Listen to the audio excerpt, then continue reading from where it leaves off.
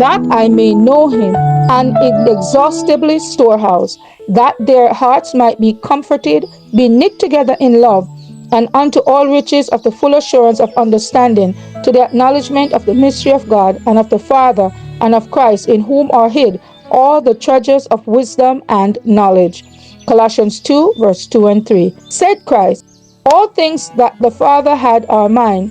I and my Father are one. John 16:15, John 10:30.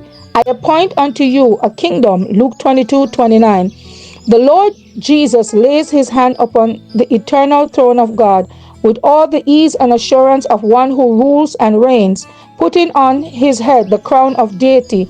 He sits at the right hand of God and receives supreme honor as God. The glory he had before the world was. He distributes his gifts to all who, by faith, shall claim them. We have an inexhaustible storehouse, an ocean of love in the God of our salvation. He has placed in the hands of Christ all the treasures of the heavenly resources and says, all these are for man, in order to convince fallen, sinful man of my love, and that for his happiness I am working and will work. The happiness of man is to know God and Jesus Christ, whom he had sent.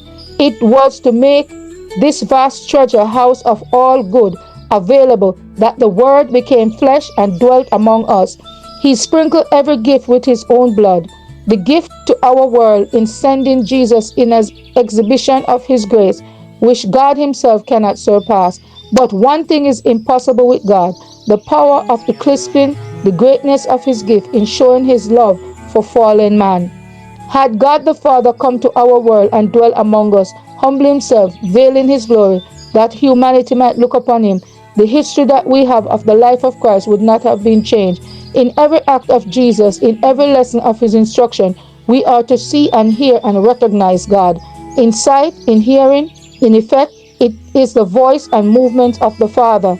But language seems to be so feeble. I refrain, and with John exclaim, behold, what manner of love the Father has bestowed upon us, that we should be called the sons of God. 1 John 3, verse 1. That I may know him. November 28th. As for me and my house, we will serve the Lord. Thank you for listening, and please join us once again tomorrow for your daily devotional reading. God bless.